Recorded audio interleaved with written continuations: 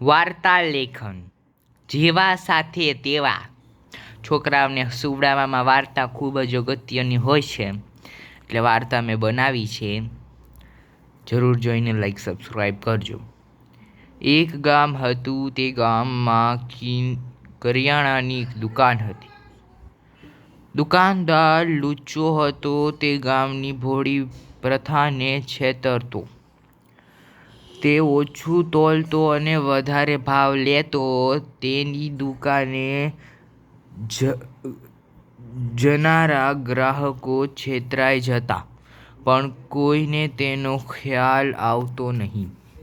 એક દિવસ એક ગ્રાહક ખરીદી કરવા આવ્યો. તેણે દુકાનદારને 2 કિલો ખાંડ આપવા જણાવ્યું. દુકાનદારે ખાંડ ઓછી તોલી. ગ્રાહકે આ જોયું. તેણે દુકાનદારને પૂછ્યું, તમે કેમ ભાઈ ખાંડ ઓછી તોલી છે? દુકાનદારે ગ્રાહકને કહ્યું, ભાઈ તમારે વધારે વજન ઉચકવું નહીં પડે. ગ્રાહક હોશિયાર હતો. તેણે દુકાનદારને પાઠ ભણાવવાનો નિશ્ચય કર્યો.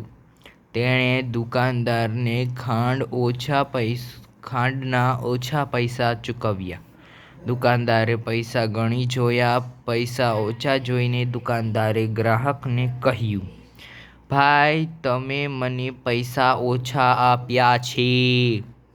ગ્રાહકે તરત જ જવાબ આપ્યો, ભાઈ તમારે વધારે પૈસા ગણવા નહીં પડે. ગ્રાહકનો જવાબ સાંભળીને દુકાનદારને શું થયું? પોતાની ભૂલ સમજાઈ ગઈ. ત્યાર પછી તેણે પોતાનો વ્યવહાર સુધાર્યો. હવે આ વાર્તા પરથી બોધ મળે છે કે જેવા સાથે તેવા થવું જોઈએ. Bye bye. Thank you.